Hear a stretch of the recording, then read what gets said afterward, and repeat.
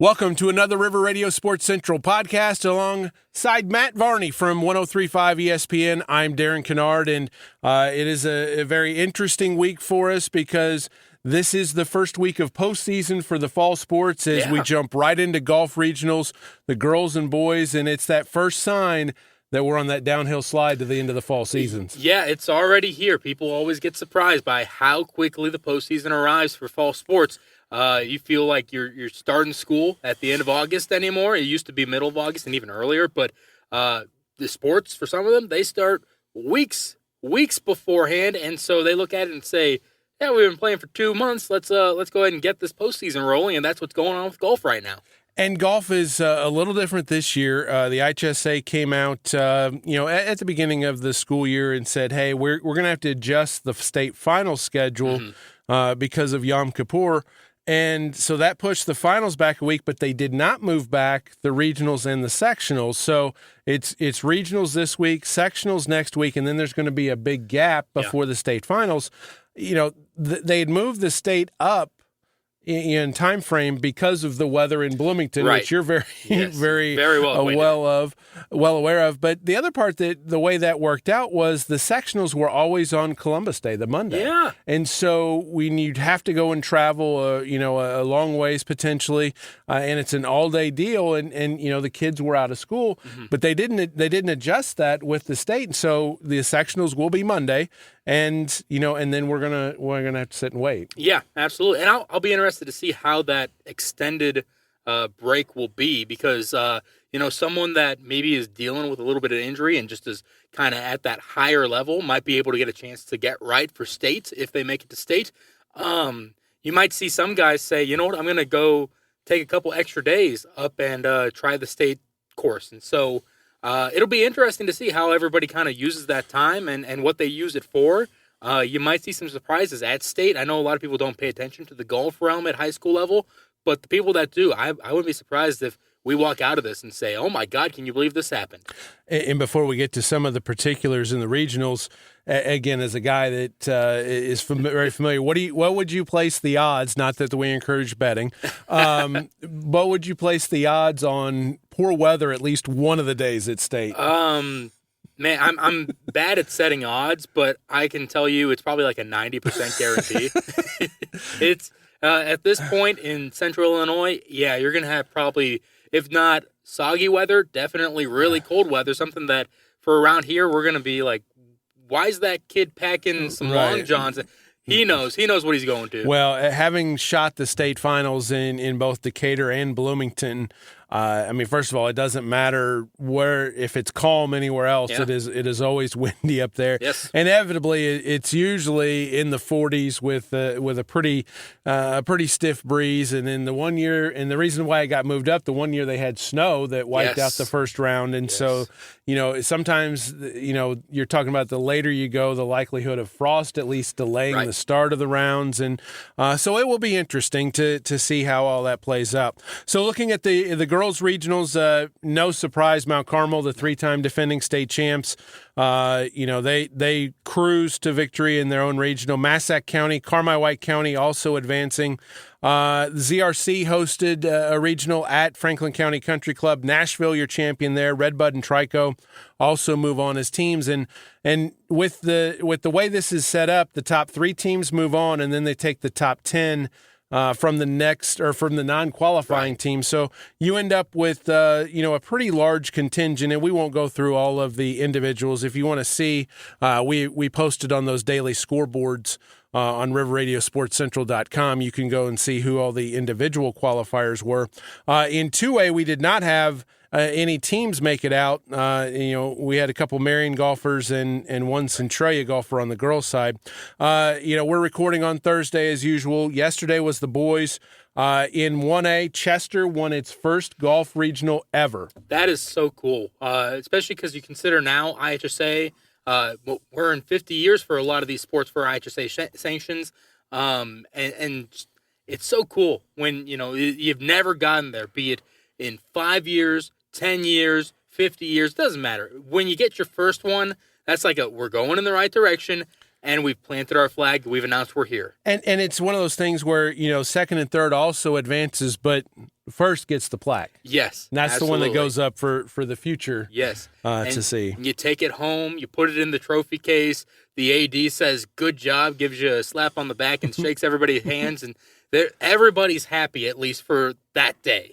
And this was out of the Cobden Regional, which was held at Union County Country Club. Also advancing Waltonville, Cessa Valera, who's had a very good season, and Trico. So those are the three teams that are advancing from the St. Anthony Regional. St. Anthony is moving on. That's a team that's a threat to win it all. Also, T-Town and Carmi-White County gets the third out of there.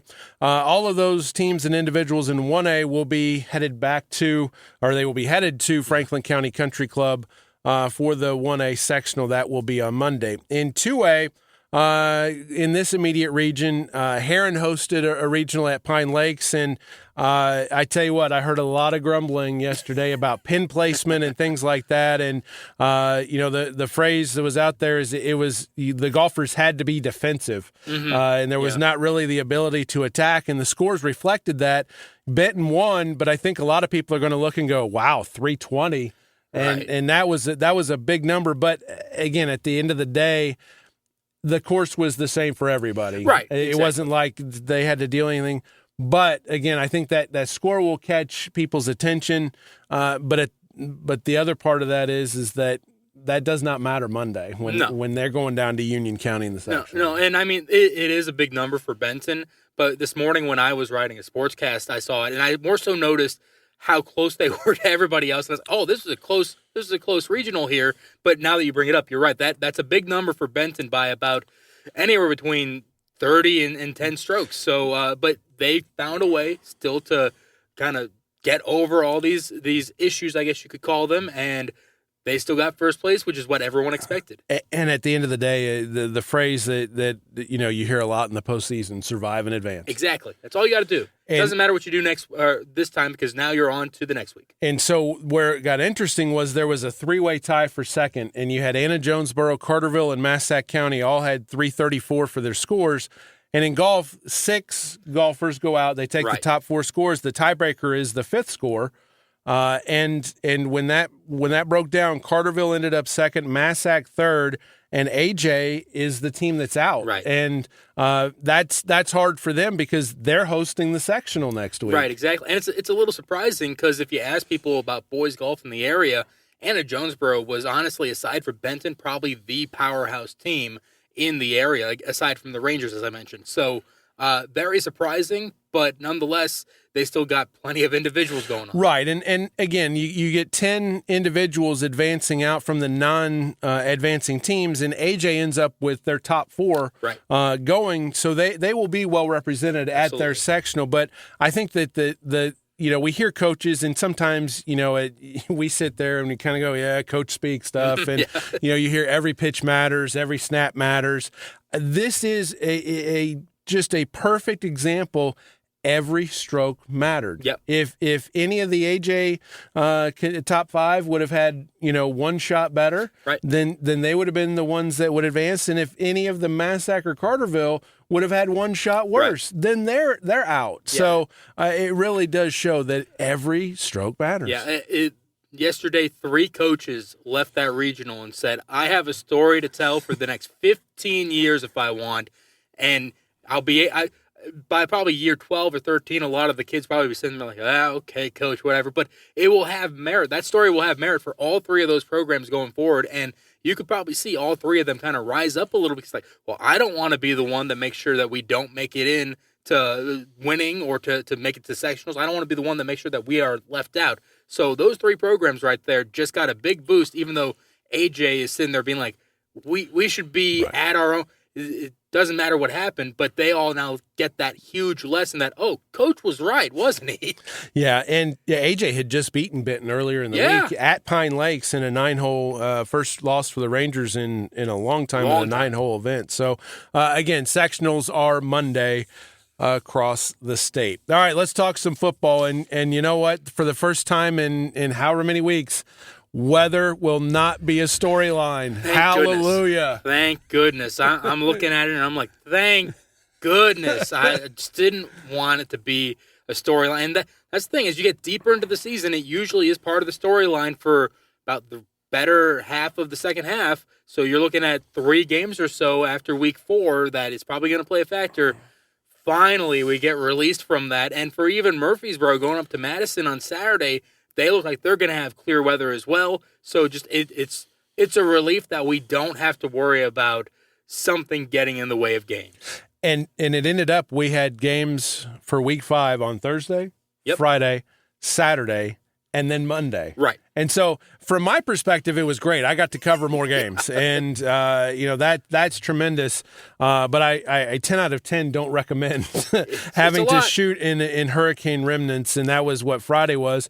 The games got moved up to Thursday. Murfreesboro was one of those. Mm-hmm. It ended up still being wet. Yeah. The rain did move in, maybe a little earlier. But I don't feel like it was not. Certainly was not like what Friday was. No, I was thankful that Murfreesboro did that, even though we were recording, and I think I was lamenting a little bit the fact that I had just found out last week, and I was like, I'm all over the place. But it was fine. But it didn't seem to matter.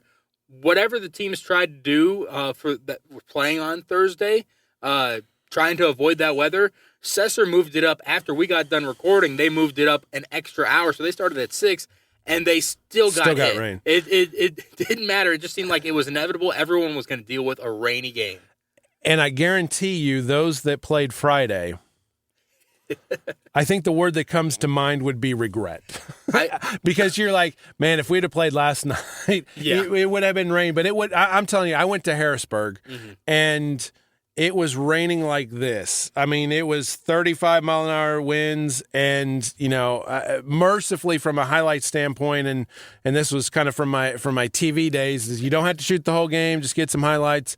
And at the expense of the Patriots, Harrisburg was able to score 3 touchdowns, and my hind end was back to the car. And when I looked at the timing, I was there 18 minutes, and that was about 17 minutes too long. Because I'm telling you, it was atrocious.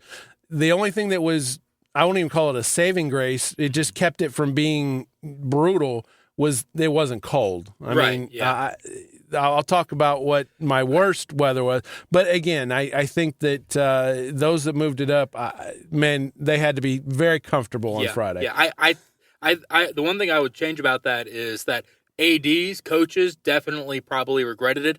I bet you there's a lot of kids, though, that played in that. Were like, this is so fun and great. I remember talking to people when I was younger as well, that I was talking to people our age, basically, and they were like, I remember when I was in high school and I played and we had to deal with this muddy situation. And I mean, what I'll kind of urge people, if they haven't seen it yet, go check out the picture from Chester and just how muddy their white jerseys were. That's the look of what a lot of people view football as in the rain. Right. And so they got that experience, but a lot of people, I have a feeling, they were like, we probably shouldn't have played Friday night. And Nashville and Frankfort moved to Saturday, one of the few grass fields left. And, it was a little different for Frankfort because they don't have another home game unless they were to get a home game playoff. So you're not necessarily as worried about tearing your field up, for the rest of the season. But it was one of those things where even though it was still, there was a little bit of light rain on Saturday, but the field conditions, it was a very limiting factor to what the teams could run. Nashville was able to just kind of line it up and power the fullback, and Frankfurt, who's got maybe a little more speed in that, the East-West game was not there. Right, you pretty much had to go straight ahead, and that played into Nashville's benefit. Yeah, exactly. Because I remember seeing that final score. I was a little surprised by that final score. I thought it'd be much closer, but now that you bring up the fact that it was the rain had soaked into that field, it was already a slog, and then you add in even more rain. Yeah, it's going to be real tough to get to the outside of things, whereas for Nashville, they're comfortable just running up the gut every single play if they have to. Samuel Colbaum was a monster for the Hornets, and you mentioned the parents where the kids think it's great. Yeah. The people that have to do the laundry. Oh my gosh! I mean that just it felt like a Tide commercial. Is what that looked like. Without a doubt, you were just missing the ending of that commercial. Oh goodness! And then we get a Monday night game, Fairfield at Carmi White County, and it's Rivals Week in the Diamond. Fairfield and Carmi, that dates back to the North Egypt days. But I will say this. The atmosphere on a Monday night was not there. No. I mean, it was really weird. You got these two varsity teams, but even the players talked about it.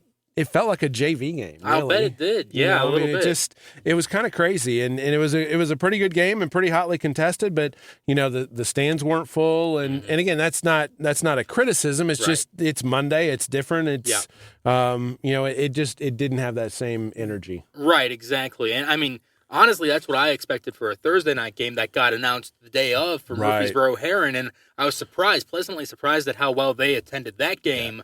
Yeah. But honestly, if it's not a Friday or a Saturday, it does feel weird for any and every varsity football contest. And something I have to correct from the Friday Night Live that, I had talked to an administrator earlier in the day Friday, and they had made the comment about, if we move games to Saturday, we can't play Saturday, we have to go Monday, then we have to move the following game to Saturday. I think I mistook that as saying that it was by IHSA rule. Right. And I think that was maybe more of, we will want to move our next game to Saturday, and I took it as an IHSA rule, and I was wrong on that. I looked and I couldn't find it, and I talked to Coach Simon after the game, for Carmi, and I was like, is this a thing? And he's like, well, I'm playing Friday. I hope it's not a thing. Yeah, well, I can understand the idea. Honestly, it sounds like something that the IHSA would come up with as well, and it kind of makes a little bit of sense of you want to prepare and also give rest to your players a little bit. So don't be surprised if that is a rule in the future, but right now it's not. The only thing is I was digging through the IHSA stuff. They limit the number of quarters, like if kids are playing underclass and varsity, and you got to have so many days. But there was nothing like if you have a varsity game on Monday. It's not like a pitch count in baseball where if you get 105 pitches, you got to sit for 4 days. It would seem that would be the case, but it's kind of like, they just turn the page. It's like, well, the week is Friday through Thursday. And, if you play Monday, well, then you're going to play again on Friday again. Right. And again, in this day and age, I'm of the age that I remember when you'd have the season ending week 9. Yep. First round of the playoffs was on a Wednesday, and then the second round was on Saturday. So you were playing 3 games in essentially 8 days. Yeah. Honestly, I wasn't around for that, and I kind of am jealous of you guys. Young guys. I know. Gosh. I'd love to do it though. Old guy moment. Let me get my glasses. So anyway, let's go ahead and take a look at some of the matchups in the Black Diamond this week. We mentioned Carmi; they are at home against CZR, and again. Carmi's got homecoming this week, so they don't want to go back to a Saturday game. And CZR, they were moved up to on Thursday, lost to Sessler Waltonville 50-6. So even though CZR is going to have a few more days to prep, and for Carmi, really they're only going to get 1 day of contact in the prep for this. And again that would speak to potentially advantage CZR, but Carmi at home, and after a big win, that feels like an opportunity to get to 5-1 for the Bulldogs. Absolutely, don't discount CZR. They definitely will have all the preparation in the world, and they do have some athletes there. But Carmi just does come in. It's homecoming. It's Friday night once again. You're one of the top teams in the Diamond. There's no reason why they shouldn't walk in at home as the favorite. Sessler Waltonville, who beat CZR, is at home against Edwards County. Edwards County coming off the forfeit win and a bye from the Vienna Goreville. Johnston City, who thumped Flora 50-14 in a game that was moved to Saturday. On the road at Hamilton County, the Foxes coming off a 16-8 loss to El Dorado in the rivalry game last Saturday. Which was, a really good game. El Dorado scores late to win it, 16-8.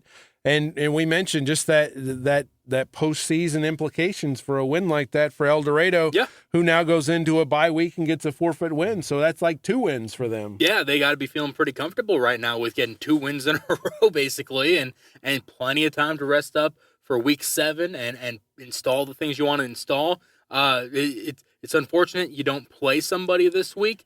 But if you're El Dorado also, you look around and say, hey, you know what? This is the perfect time. A lot of teams are like, we got to prepare for the opponent ahead. Right. El Dorado can look around and say, we're now on a 2-game win streak, essentially, and why don't we install things that we haven't in the past couple of years? Why not try to add a little bit more to the offense or the defense? Give a different look for week 7 and beyond. And then the other Black Diamond game, Flora's at Fairfield Saturday at 1. The Mules are holding a celebration. It's the 30-year anniversary of their 1994 team that won the North Egypt Championship. And I think maybe some people be like, why are you celebrating a conference championship? But you got to remember back in the day, and I was, obviously you don't remember. I don't. It's okay. But you're talking about the North Egypt was Mount Carmel, Olney, Salem, and then you had Fairfield, Carmi, and it was big powerhouse schools. Sure. And Sounds like it. And again, for that time period, and so for Fairfield, again, that was really kind of the, and again, Coach Townsend played on that team. And so a lot of the guys are coming back. Coach Hadfield's coming back, which is pretty good. His son Thor was the assistant AD or super assistant AD. I was right the first time. Just trust yourself. Was the assistant AD over at Carterville for a while, and he mentioned that his dad was coming from California. So should be a very interesting afternoon in Fairfield. But first things first, the game. Flora coming off a tough loss, and Fairfield also. You're coming back. Really, even though you're waiting to Saturday, it's still a short week. Yeah, without a doubt. And I mean, both these teams really need a win badly. We're starting to really start looking towards the postseason, and every loss matters just as much as every win does. And so everybody's racing to 5, everybody's racing to 6, and if you can't get there, then you're out. So everybody is concerned about that. And both of these teams took losses that I think were a bit bigger than they expected it to be for them. Now, Fairfield with Carmi-White County, it was a close game up until the fourth quarter, but still, you thought it'd be closer than that. And then for Flora especially, I think you and I talked about it being like, Flora might have a shot here at giving Johnson City trouble. Wasn't the case at all. So both these teams are coming in saying that wasn't who we are, we swear. Right. And, and that, Flora sitting at 3-2, Fairfield at 2-3. Again, postseason implications for Fairfield. You certainly don't want to go 2-4, no matter what your schedule looks like. You don't want to put yourself in that bind where we have to win the final 3 weeks of the season. You don't want to do that ever. So with every loss, it gets a little bit more of a tight feeling, a little bit more urgency. And if you get to 5, then you're out. So it's very much you're where you are right now. Don't get any closer to that if you want to make the playoffs. River to river, both sides have some very interesting matchups this week. You got Frankfort coming off the tough loss to Nashville. That was 24-6 Hornets. Now they have to go to DuQuoin. The Indians sitting there in first place. DuQuoin was a big winner at Pinckneyville, 42-7. And you've got Benton at Nashville. The Rangers got back on the winning track, beating AJ. Nashville sitting there unbeaten in the conference as well. And so those two games, again, will go a long way to deciding whether it's just going to be a free-for-all or whether it's going to be Nashville and DuQuoin kind of separating, leading towards that winner-take-all showdown. Without a doubt. And, I mean, this has been maybe the most the Mississippi has not been, I think, this competitive in quite a while. So to have basically every week, you're going to have at least one game of the week, if not 2, like you have this week. It's exciting times in the Mississippi right now. And it's honestly because West Frankfort took that step up, and everybody else has just been getting better and better as well. It's a great time for the Mississippi right now. And honestly, with a game on Saturday, I might be trying to get to 1 or 2 of those games. The other Mississippi game has Pinckneyville at Anna Jonesboro, and that's a game that both teams that's maybe the chance that they're going to have to get that win and to feel better. On the Ohio side, the biggie, Carterville at Harrisburg. Of course, the Lions went on the road to St. Joe Ogden, dug a big hole, nearly got out of it, ended up losing 26-20, which, again, that's a state-ranked team in Central Illinois. So that's even though there's no moral victories, but that's still a nice bounce-back second-half effort from the Lions. Harrisburg beat up Massac County in the rain, 62-7. And again, these teams, along with Murfreesboro, are the 3 that we kind of had our eyes on, and this is a biggie when these two go together. Yeah, without a doubt. Murfreesboro's been beating up on people since Carbondale, in that loss to the Terriers. And then Benton was kind of their last true challenge, I guess you could call it, their last close game, really. And so people kind of know what to expect from the Red Devils. But in terms of Carterville and Harrisburg, I think everyone's still kind of questioning, how good are you really? We haven't been able to figure that out. This should be a good indicator for both teams to say where they are. And Murfreesboro sees them both in back-to-back weeks in 7 and 8. So it'll give a good indication just how close are they to the Red Devils as they both go to try to, I guess, knock them off, even because Murfreesboro won the conference last year as well. So trying to knock them off and crown a new conference champion. The Red Devils being the odd team out in the Ohio. Massac County is at Heron in the other Ohio game. The Red Devils being the odd team out, they go non-conference. It's a Saturday game at Madison, so I would suspect there will be plenty of crimson and gold in the Harrisburg crowd on Friday night. Get to scout both of your next two opponents right there in one beat. So. I would say they probably won't be in crimson and corn just for the fact that they don't want to be spotted. But I wouldn't be surprised if you see some people that. Haven't I seen you in Murfreesboro before? Nope, never been there before. I would not be surprised if that's the case in that crowd over there. So again, Madison, that's a road trip, and Madison's a team that a couple years ago was certainly a 1A team that had a really good season, and they're in that situation as an independent where they have to play whoever, and we see them against a lot of river schools and. Yep. Last year was a mismatch at Murphy, yes, and was. You would have to think that might be the case again Saturday. It likely is, and we can say that because we're not coaches. We're not coaches, and also Madison's not really in the area, so we can definitely say that. But the other thing about Madison that we've talked about here is also they're in the metro area where the kind of taboo poaching kind of happens a little bit more. You see it happen. Of course, they stay in the guidelines of how it's supposed to be done, but you see it happen a little bit more in that area with the metro area. And so, that good season they had a couple years ago, last year they came to Murfreesboro, and we were told all the good players, they ended up at like 3 or 4 different schools, and just because they got offered to come over there and be a really good team, and that's what it was. Are you saying there's open enrollment? I Unofficially, was gonna say there's a lot of movement, and everybody talks about Chicago, but the Metro East there's a lot of switching chairs, and you can do it as well. When you've got basically just a big city, you can easily explain things away of we just wanted to move over here, it wasn't a big deal, and IHSA says makes sense to us.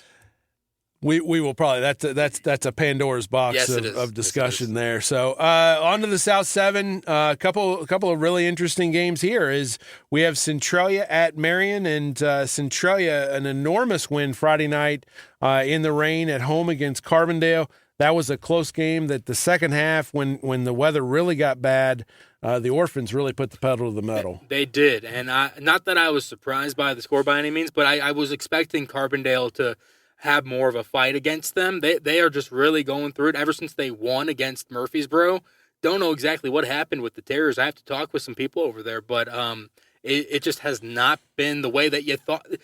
Week 1 happens, and you're like, oh my gosh, they played against a good Murphy team. Right. They found a way to come back and get that spark and everything, and you thought you'd see more of that this year. Now, granted, they played some really good teams, but you just haven't seen it come back, and now they're right there on the danger zone of you lose and you're out of the postseason. Yeah, 1-4 is there's a lot of work to be done for Carbondale. And this week they get Granite City at home, so an opportunity to get better. And an opportunity to as Coach Weber's, a smile is always just one win away, and positive momentum. But in that Centralia game, Mike Brown, the running back, 41 carries for 280 yards. 41 carries, that's a career for a lot of guys. It is, yeah. I mean, I'm and 280 is too. Yeah. I mean, so what a night. Yeah, truly, as you said, that's a career for a lot of guys. With doing the River's Mouth now for River Radio Sports Central, it's I've been trying to accumulate those type of things, and you look at some of these guys, and you're over halfway through the season now, and you're looking at a junior or a senior, and you've only gotten 5 carries this year. What are you talking? Yeah, exactly. That can be a career for some guys, and he just went off that night. Good for him. Good for Mr. Brown, and that's what Centralia is going to start taking. Okay, there's a building block right there. Obviously, they knew about Mike Brown that way, but they take that building block and say, okay, this worked here. Can it work against this opponent now. And, again, the weather conditions probably, played a factor. They've thrown the ball around, quite a bit as well. So it'd be interesting. This week, Centralia's at Marion. The Wildcats suffered their first loss at Cahokia, 28-6. Another incredible rushing performance. Carriante, midget, 278 yards on 23 carries, 3 touchdowns for the Comanches. And look, we talked about Cahokia is a bear, and this week they get Mount Vernon at home, which the Rams went to Northeast Ohio to play a team that is nationally ranked, and that went about the way everybody kind of expected it. So 2 extremely interesting games in the South 7. Centralia sitting there at 3-2. Marion trying to get on that bounce back, and then Mount Vernon sitting, at 2-3, and having to go to Cahokia. That's not a very good situation. So I'm very interesting to see how the South 7 plays out this week. Yeah, I don't know if you walked into the season and told me that Cahokia was going to be the favorite to win it. I would have said, okay, I guess so, but I would have considered it be one of the kind of 3-4 South 7 teams that we cover around here. Would have figured that would have been more the case. Marion, Mount Vernon would have been my probably first 2 that I would have guessed. And so it's on Mount Vernon now, I guess, to try to stop Cahokia, because if not, then it does look like it'll be Cahokia's division at this point. And so it's, again, Centralia at Marion, some pretty good playoff implications there. And for Marion, of course, the storyline last year, you started 4-0, and then you had the 5-game losing streak. Same thing, you go 4-0 and you lose to Cahokia, and again, that's not a bad loss by any stretch of the imagination. Cahokia sitting there 4-1, and their only loss is to Jackson, Missouri, who's a perennial Missouri big school, state power. But this is an opportunity for the Wildcats to kind of get back in, and for Centralia, it keeps their hopes alive. They think they've got a potential shot here. Yeah. Well, without a doubt, I think it'll be a good game. And it honestly feels like a toss-up type of game to me. But in terms of Marion, last year, there was some internal issues that everything that I've heard has been ironed out. They got the guys in there that they want there that believe in the whole program. And so I wouldn't expect what happened last year to happen again. It's possible, but I don't expect it to happen. And if it does, I don't think it'll be for the same reasons. Centralia, though, they're one of those teams, again, that they're just building right now. They're a pretty darn good bigger school in the area, but they've been trying to build for a couple years now, and this year kind of feels like, hey, this might be their kind of we're here announcement type of season, but they do have to get through some juggernauts. Well, and that's their next 3 weeks. At Marion, they get Cahokia at home next week, and then they close at Mount Vernon, which is the big rivalry game. So, an opportunity here that Centralia is the team that controls its own destiny. Truly. Outside of Cahokia. And, look, if you take care of your business, you can come away with a conference champion. Granted, that business is big business, right? But if you can, there's a lot there. You're much more in a driver's seat than some of these other teams that are in considerably better positions right now. Right now, you're sitting there saying, we could still do this. We just have to, pull off maybe one of the biggest heists or coups of the century. Cahokia, Illinois. Carlisle's at Chester. The Yellow Jackets unbeaten after they won 20-0 last week at Westland. Redbuds at Dupo. Dupo is one of those teams that's kind of sneaking around. They're at 4-1. They're likely a 1A, 2A playoff type team. Westland at Sparta. Unbeaten Breeze Central's at Salem. Columbia's at East Welton, Wood River, and Freeburg at Roxana. That's in the Cahokia, Mississippi. The big game in the Little Illini is unbeaten Olney at Mount Carmel. And we've talked a lot about how difficult it is to play at Mount Carmel. Yeah. Olney has had a tremendous bounce-back season after going 0-9 last year. They're 5-0 this year. But this is the kind of test that they probably haven't seen the first 5 weeks, having to go on the road to face a Mount Carmel team that's on the rise. Yeah, exactly. On the rise is the right way to put it, because they started the season very roughly, but they have got things figured out and are just rolling through like they normally do, how you expect Mount Carmel to do those first couple of weeks. We were like, oh, this isn't what we expect out of them, but they've figured out how to live without Blaine Sisson, and they are just, once again, steamrolling through people. So this should be a really good game. Yeah, very interesting to see how that plays out. Unbeaten Casey Westfield at Marshall. Paris is at Newton. Saturday, Robinson at Lawrenceville. That's a 2:00 kick. Mississippi Valley, Highland hosts Civic Memorial. Jerseyville's at Waterloo. Mascoutah at Triad. Southwestern Conference, Edwardsville is at Alton, plural on the Edward. Yes. Belleville West is at East St. Louis on Saturday. O'Fallon at Belleville East on Saturday. And in non-conference game, we already mentioned Murphy and Madison being Saturday. Friday night, we got Mater Dei at Marquette. Collinsville's at Althoff.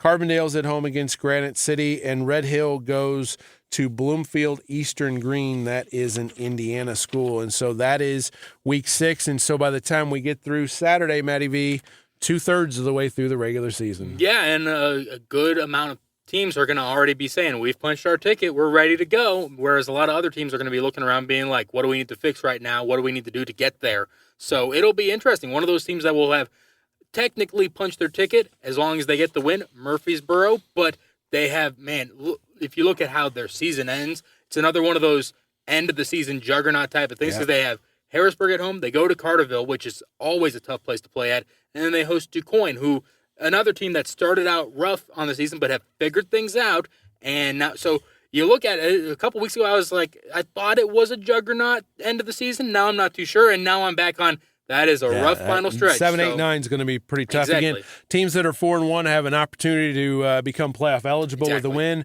All of the unbeaten teams, they can actually clinch a playoff spot with the win. You get that 6th win, you're automatically in. And this is the time of year where we're salivating at the mouth for, because as sportscasters and everything, we're like, we want that extra storyline right there, and so we're ready for it. It's time, and it's man, I'm ready for it. We started talking about the postseason, and then we're going to end talking about the postseason is not that far away in football.